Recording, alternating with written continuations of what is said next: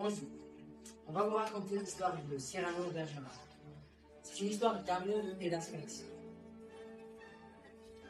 Voici Cyrano, un auteur et poète, fort et éloquent, mais malheureusement son vie est un peu. Voici Christ, un jeune maladroit. Chaque fois, on pense. On est en 1640 dans une grande salle de l'Hôtel de Bourgogne à Paris. C'est le bazar avec le début de la pièce qui s'appelle La Chloris. La scène est pleine à craquer. Un bourgeois montre fièrement à son fils l'importance de ce théâtre pendant qu'un valeur se faufile pour piquer des mouchoirs et des bourses. Des pages chuchotent et se lancent des pois comme des garments, tandis que deux marquis qui sont tout élégants dessus eux avancent avec leur air supérieur. Puis les lampes allument, la foule applaudit et tout le monde retire leur souffle et la pièce va enfin commencer. Dans la deuxième scène, la salle de théâtre continue à se remplir. On voit arriver le baron de Neuviète qui s'appelle Christian, accompagné de Linière, qui est un poète un peu ivrogne. Il joint les cadets le prochain jour et Christian est inquiet et regarde sans cesse vers les loges car il est amoureux d'une femme qui s'appelle Roxane. Mais il ne veut pas la aborder. Il avoue à Linière qu'il ne sait pas comment lui parler car il peut peut-être paraître bête devant elle et manquer d'esprit devant elle. Alors, Linière lui explique que Roxane s'appelle en réalité Magdeleine Robin et elle est le cousin de Cyrano. Tout le monde parle de lui, certains décrivent son caractère qui est un peu bizarre et son esprit brillant et son goût dans le duel et aussi son énorme nez dont il est fier. À la fin de la scène, les gens commencent à crier pour que la théâtre commence. Ragno, un gentil pâtissier, parle avec Linière, un poète souvent ivre. Et tout le monde remarque que Cyrano n'est pas là, ce qui inquiète les gens. Les marquis, des hommes riches et moqueurs, demandent qui est Cyrano. Et Lebré, son ami loyal, parle de lui pendant que Montfleury, un acteur, doit jouer ce soir. Le spectacle va commencer, mais Cyrano n'est encore pas là. Aujourd'hui, on présente la... Montfleury, arrête! Qui t'a donné permission?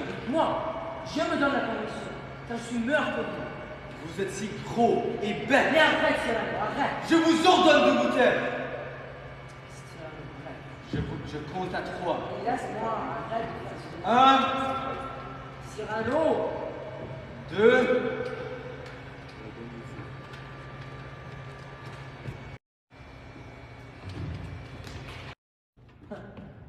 Ton nez, c'est énorme. Oh non, Valvert a insulté Cyrano et Cyrano s'est fâché. Il va maintenant le tuer. Il pense qu'il va le tuer. tu vas regretter cela. Toi et moi. Un duel maintenant. D'accord.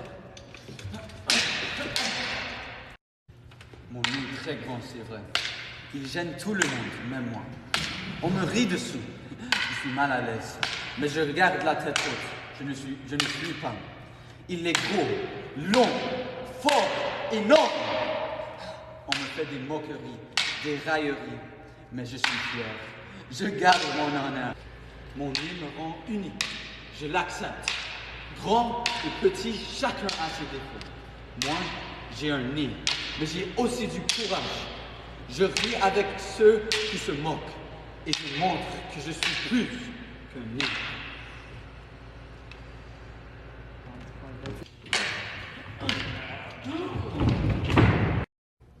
Je pourrais te tuer, mais aujourd'hui, je vais seulement toucher ton nez. Monsieur Lebray, il y a une fille, Roxane. Elle est la plus belle, la plus brillante, la plus fine. Un piège de nature. Oh, Roxane, oui, je la connais. Le comte de Guiche la veut, mais il est marié, alors il ne peut pas être avec elle. Mais il veut que Valvert soit avec elle et il se marie à elle.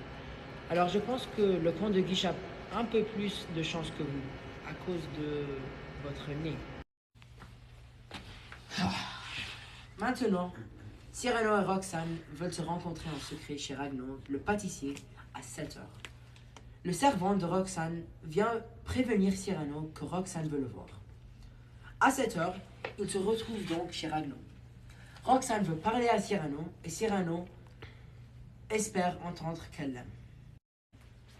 Puis, Linière demande la protection de Cyrano car son homme l'attendent à la porte de Nest et Cyrano accepte de l'aider et se prépare à combattre ses hommes.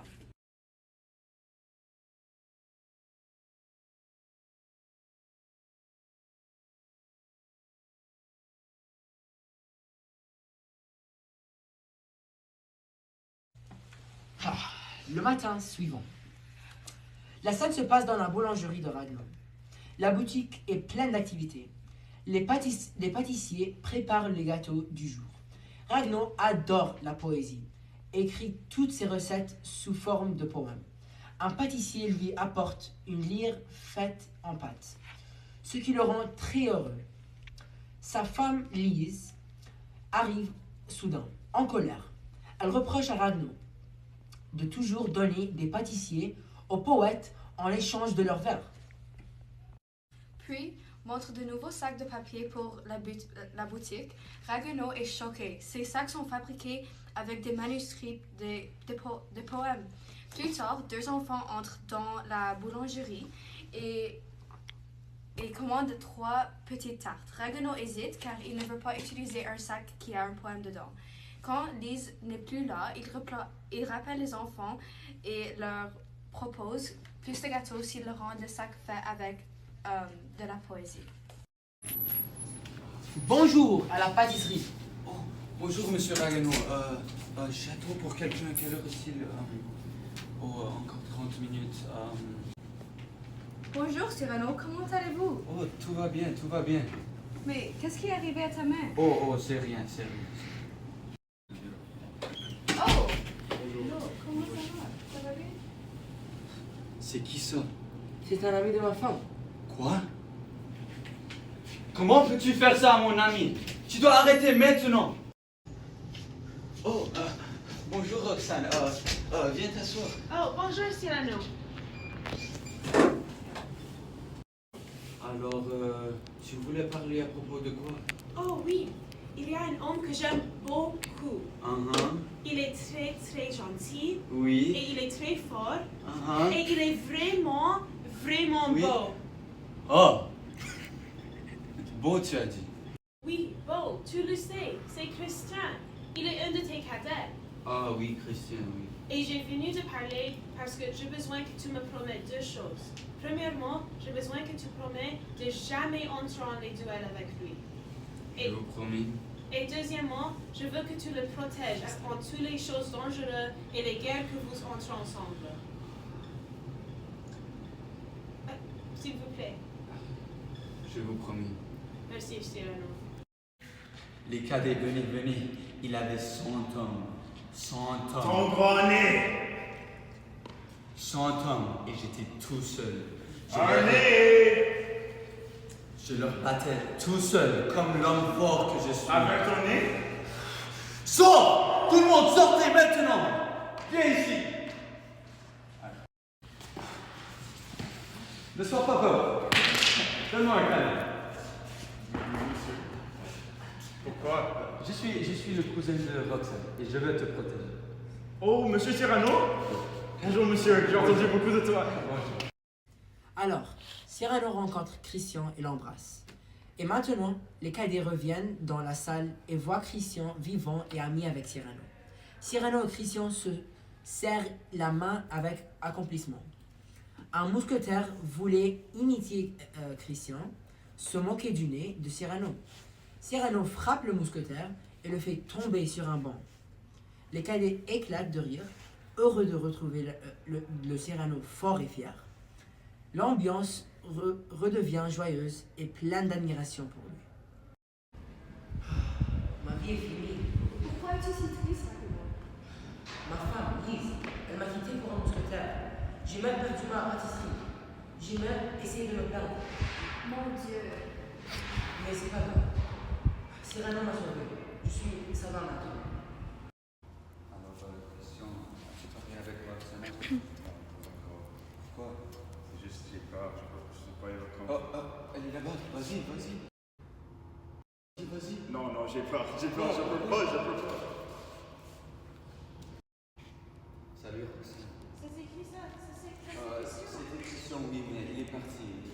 Pourquoi? C'est pas grave. Je ne sais pas, je peux lui demander. Ok, oui, demande. Elle est partie. Qu'est-ce qui s'est passé? J'ai juste eu peur, comme je sais que j'ai pas une éloquence, et j'ai juste peur des femmes.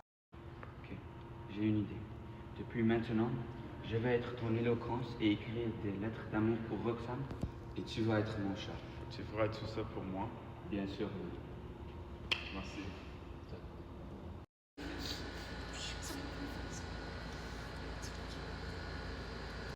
Alors Roxane, comment ça va avec toi et Christian? Oh, très très bien. Il m'a écrit des lettres très très magnifiques. Il est très éloquent et intelligent et j'aime lui beaucoup. Ah, oui, les lettres que Christian a écrites. Oui, est-ce que tu veux les lire? Ils sont vraiment comme l'art. Non, c'est correct, merci. Madame, je viens de vous dire adieu. Ah, bonjour Zigish. À dire pourquoi? Moi et les cadets, on va à la gare en Espagne. Les cadets, comme les cadets de Cyrano, Christian? Oui. Pourquoi? Il faut qu'il reste ici. Si tu veux punir Cyrano, il faut que tu ailles à la guerre sans lui prendre. Vous avez raison. Si je le laisse ici, il ne va pas avoir sa fierté. Je pars à la gare sans Cyrano. Adieu, Roxane. Madame, la douane, c'est important que tu jamais dis à Cyrano que je suis la raison qu'il n'a pas parti aux guerres.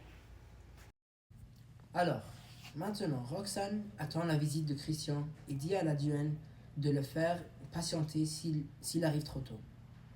Cyrano lui demande alors ce qu'elle veut faire. Roxane explique qu'elle veut mettre Christian à épreuve. Il devra improviser et parler de l'amour sans préparation. Cyrano promet de ne pas prévenir Christian, ce qui rend Roxane très contente, car sinon Christian préparera un discours à l'avance. Après cela, Roxane et la duègne s'en vont, et Cyrano appelle Christian, qui attendra tout près. Christian! Christian!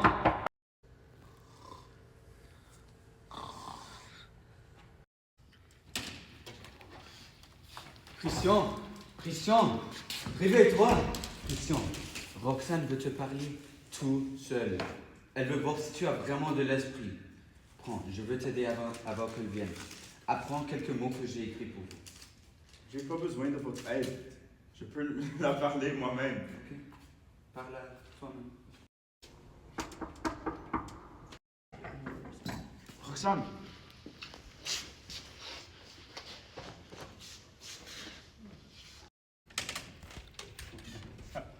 Hi. Bonjour, entrez. Bonjour, Christian.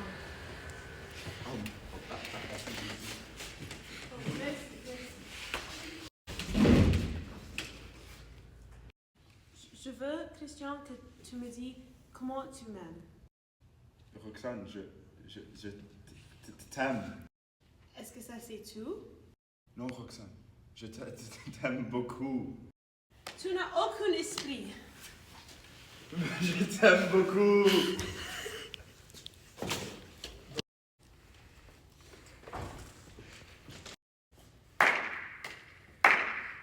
Bravo, Christian. Quel grand succès.